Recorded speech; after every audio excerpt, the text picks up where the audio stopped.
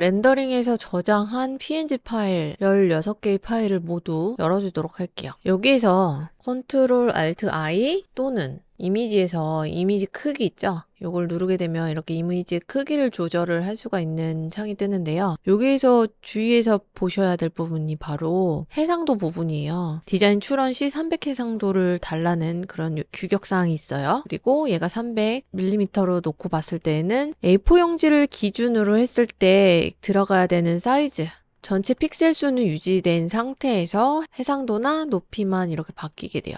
300으로 바꾸면 이렇게 높이 값이 줄어들었죠. 한 4000 픽셀 정도로 렌더링을 했다 가정하면, 저의 경우죠. 4000 픽셀로 렌더링을 하게 되면 300보다는 600까지 올려줘야지 A4 사이즈 내에 들어가게 돼요. 그쵸? 169. 그러면은 저는 딱 요 정도 수준이 적당하더라고요. 얘를 한글 파일이라던가 출원할 때 쓰는 전자문서 프로그램에다가 이미지를 넣게 되면은 요 해상도 기준 하에 가로, 세로 요 사이즈대로 그대로 들어가져요. 얘가 만약에 300이다, 처음처럼 72다 했을 때는 A4 사이즈로 들어갔을 때 진짜 요 밀리미터로 그대로 들어가기 때문에 엄청 크게 들어갈 거예요. 그래서 요 밀리미터 수치를 잘 확인을 해보고 적당한 해상도로 조정을 해줘야 되고, 중요한 건 리샘플링이 꺼져 있어야 된다는 거죠. 600으로 동일하게 다 이렇게 조절을 해주겠습니다. 확인. 그리고 또 한 가지는 여기 여백을 싹 다 지워줄 거예요. 여백을 어떻게 지우냐? 여기 레이어에서 컨트롤 그림을 하게 되면, 지금 제가 퓨전에서 배경을 없이 가져왔기 때문에 실제로 이렇게 픽셀이 존재하는, 얘는 픽셀이 전혀 없는 애고 픽셀이 존재하는 애만 이렇게 선택을 해줍니다. 이 상태에서 자르기 도구 C, 단축키는 C, 자르기 도구를 수행을 하면 여기에 꽉 맞게 여백이 전혀 없이 잘라낼 수가 있어요. 엔터 2번 누르면은 이렇게 다 사라졌죠. 그리고 저장. 자, 같은 방법으로 계속 수행을 해주면 돼요.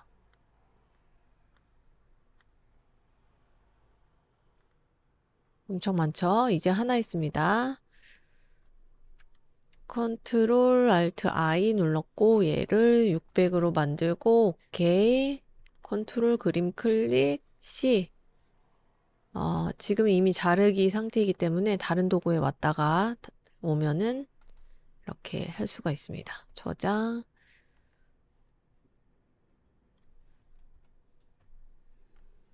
600 컨트롤 그림 엔터 2번 눌렀고요. 저장.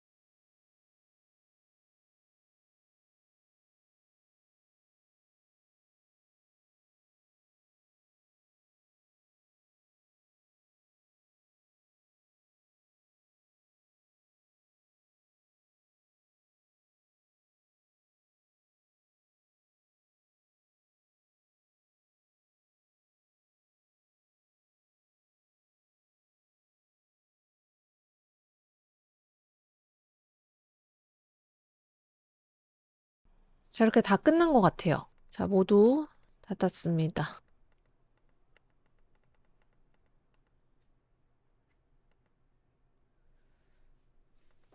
그리고 이제 새 파일을 열어서 모아보기를 할 거예요. 새로 만들기 하고 아까 600 해상도로 모두 맞췄었으니까요. 대지는 엄청 크게 일단 모아보기니까 엄청 크게 센티미터 100, 100 확인. 여기다가 불러오기를 하려면 여기 창 위쪽이 아니라 대지 안쪽으로 끌어당기기를 하면은 엔터 해서 확인 불러오기를.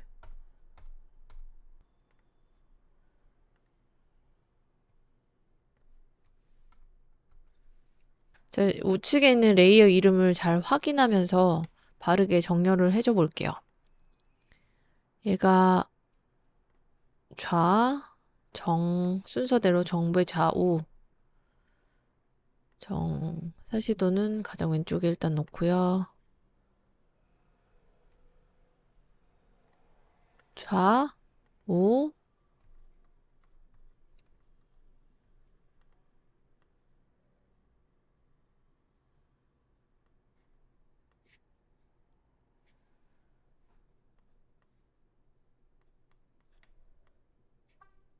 정배, 좌우, 상하.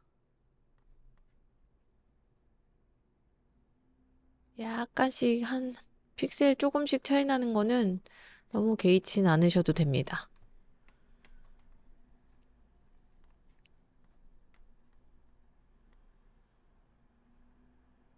여기 맞고.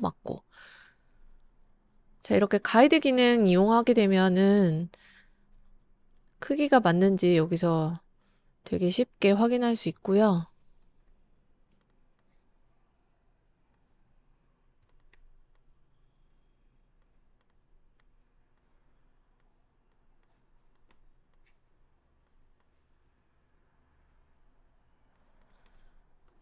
이런 식으로 잘 정렬을 시켜주면 되겠고요. 우측 레이어도 순서에 맞게 좀 정리를 해주면 더 좋아요. 본인이 관리하기 쉽도록 오픈 4, 위로 쌓아간다는 생각으로 저는 정리를 하는 편입니다. 4, 배,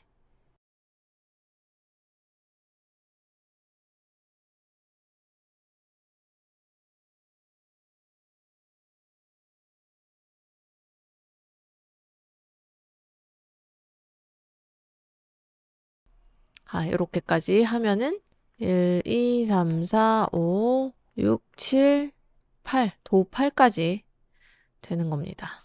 마찬가지로 얘도 레이어를 먼저 정리할까요?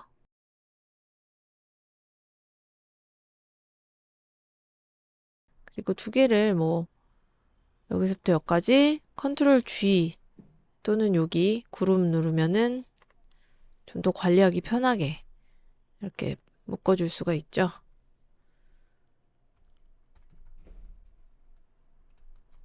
사실 이 클로즈랑 오픈 표현이 좀 안 맞는 것 같긴 하지만 구분을 하면은 자기가 기억하기 쉽게 이름을 정하시면 돼요.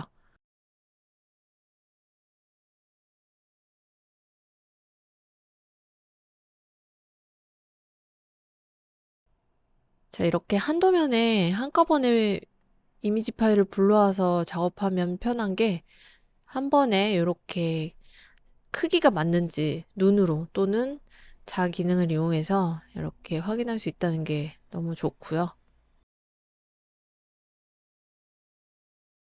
이렇게 여기도 이렇게 일치하죠. 이 세트도 모두 다 스케일이 맞아야 한다고 했잖아요.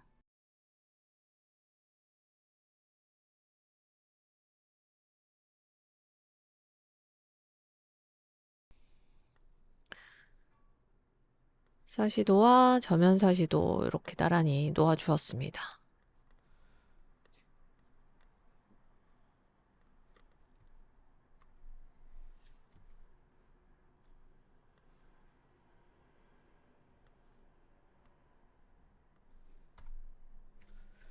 이렇게 해서 확인만 하고 바로 저장 안 하고 끄지 마시고요. 얘를 저장하시면 돼요. 저 같은 경우는 개별 파일은 다 지우고 요 하나의 파일로 다 관리를 하는 편이거든요. 두 번째, 크기 조정이 끝났다면은 색감들을 확인을 해줄 필요가 있어요. 우리가 정배, 좌우, 상하, 지금은 뭐 사시도랑 정면도 환경 파일은 똑같이 쓰고는 있지만 다르게 환경 파일을 각각 쓰고 있기 때문에 색감 차이가 많이 날 수도 있어요. 근데 퓨전에서 제가 기왕 맞추고 들어오자고 했었잖아요. 거기에서 잘 맞추고 들어왔다면 크게 문제될 것이 없지만 그렇지 않다면 포토샵에서라도 조정을 해주어야 돼요. 지금은 서로 간의 이질감은 없고 단 여기 홈보인 이곳이 꼭 마치 구멍이 뻥 뚫려진 것 같이 너무 까매요. 렌더링 도면을 만들 때 주의해야 할 사항은 너무 하얗거나 너무 까매서 이 형태를 알아보는데 방해가 되면 안 됩니다. 그래서 너무 이렇게 까만 부분은 좀 회색 톤으로 밝기를 조절을 해줄 필요가 있어요. 자, 이렇게 이미지를 선택하면 레이어에서 지금 불러오기 때 이렇게 고급 개체로 불러와졌기 때문에 얘를 더블 클릭했을 때 마치 하나의 개별 파일을 연 것과 같이 파일이 열려요. 얘는 사실 아까 열었던 링크된 원본 개별 파일이 아니라 임시 템포러리에 저장된 임시 파일입니다. 열고 이 부분을 좀 밝기를 조절을 해보도록 하죠. 레이어를 먼저 선택해야 돼요. 레이어 선택하고 선택 탭에서 색상 범위를 선택을 하면 지금은 한 군데만 검게 된 부분이 있지만 군데군데 이렇게 검은 부분이 여럿 있다고 했을 때에는 선택하기 굉장히 쉽거든요. 허용량도 조절을 할 수가 있고 자, 샘플 색상을 누르라고 하죠. 여기를 이렇게 눌러주거나 아니면은 이제 어둡기 같은 이런 경우에는 이제 어두운 영역 이런 식으로 선택을 할 수가 있어요. 여기 보여지고 있는 구간 허용량이 너무 많으면 요 주변까지도 선택이 되죠. 게 아니고 적당히 선택 범위 이런 식으로 조정을 해서 확인 누르면은 내가 원하는 이런 어두운 정도의 부분을 쉽게 선택을 할 수가 있습니다.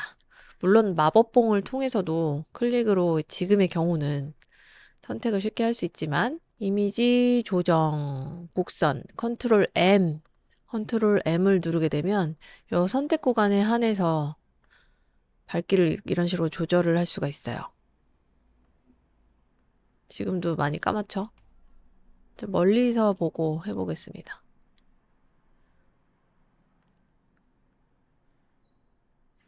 이런 식으로 밝기를 조절을 해줘야 돼요. 이렇게까지만 하죠. 확인. 그리고 저장.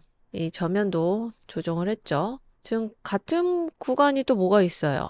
여기서 오픈 하. 그림을 더블 클릭. 레이어 먼저 선택. 선택 탭. 선택 메뉴. 색상 범위. 하고 아까 그대로 아마 유지가 됐던 것 같기도 하고요. 여기 선택을 했고요. 그 다음에는 이미지 조정에 원래는 컨트롤 M인데 컨트롤 알트 M을 누르게 되면 이전 값을 기억한 상태에서 그 세팅 값을 그대로 가져다가 또 사용을 할 수가 있습니다. 근데 만약에 그냥 컨트롤 M을 하게 되면 초기 값에서 다시 내가 만져줘야 되지만 저는 이전 값을 그대로 이용할 거잖아요. 컨트롤 알트 M 이렇게 눌러주게 되면 동일하게 수정을 할 수가 있죠. 저장 된 것 같아요. 사실 여기도 너무 까마면 여기도 조정을 해줄 필요는 있는데 여기는 그렇게까지 심한 정도는 아닌 것 같아서 그대로 두도록 하겠습니다. 여기도 이렇게 새까맣게 타잖아요. 여기도 좀 보정을 해줄 필요 있어요. 더블 클릭 이렇게 선택하기 까다로운 경우에는 그냥 전체 이미지에 대해서 컨트롤 M 이렇게 보면은 밝기가 전체적으로 하얘지고 대비감이 없어지고 이런 식으로 바뀌는데요. 여기가 지금 어두운 구간, 밝은 구간으로 쳤을 때 어두운 부분 영역만 밝혀줘야 돼요. 여기가 곡선이 이렇게 다른 곳들은 곡선이 이 선이 바뀌지 않도록 이렇게 점들을 클릭해서 만들어주면서 이렇게 해주면 되고,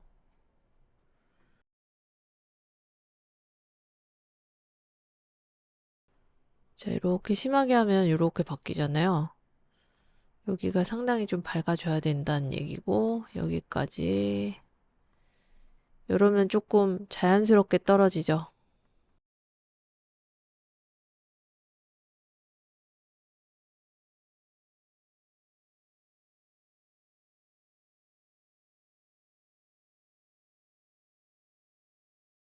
자, 미리 보기와 미리 보기 끄기.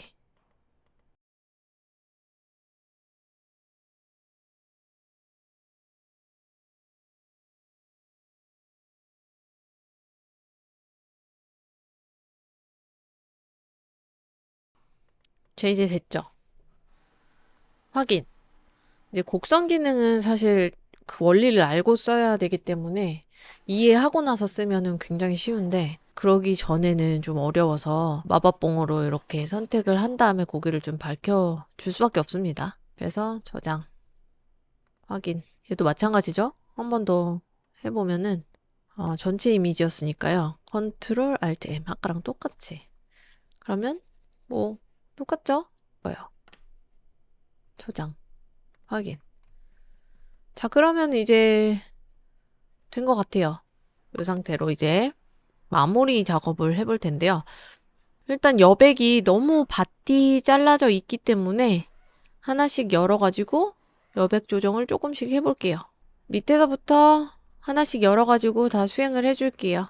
순서대로 사시도 컨트롤 I 하면은 일단 600인 거는 확인 다 했고요. 이번에는 이미지 아까 컨트롤 알트 I 말고 캔버스 크기라는 거를 만져줘야 돼요. 이미지 크기가 아닌 캔버스 크기 컨트롤 알트 C 상대치라는 걸 체크를 해주시고요. 픽셀 수를 얼마만큼 사이드로 늘릴지에 대해서 적어주시면 돼요. 저는 40을 보통 넣고 있습니다. 확인. 요 정도가 이렇게 나와요. 얘는 왜 살려주냐면 너무 바디하게 되면 문서 파일에 넣었을 때 이 끝부분이 잘려지는 현상을 방지하기 위해서 이렇게 해주는 겁니다. 이랬으면은 이제 개별 파일로다가 아예 연 김에 내보내 줄게요. 자, 이제 저장을 해줘야 되는데요. 템프 파일에서 지정 폴더로 이동을 해서 저장을 해줄 거고요. JPG 파일로 저장을 해주셔야 돼요. PNG 말고 JPG. 자, 근데 눌렀는데 JPEG는 있고 JPG는 없어요. JPG를 해주기 위해서는 이 레이어에 가서 우측 버튼을 누르고 배경으로 이미지 병합 요거를 해주신 채로 자, 그러면 이제 하얗게 배경도 생겼고요.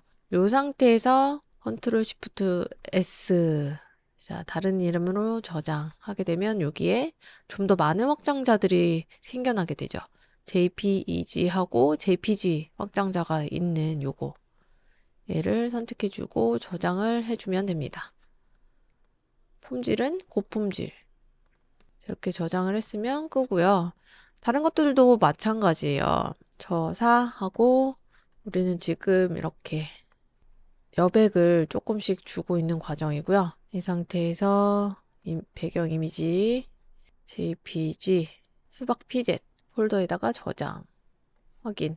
자, 이제 전자문서에 넣기 위한 규격에 맞는 이미지 도면이 다 완성이 되었고요. 이걸 가지고 실제로 디자인 추론 명세서를 작성을 해보도록 하겠습니다.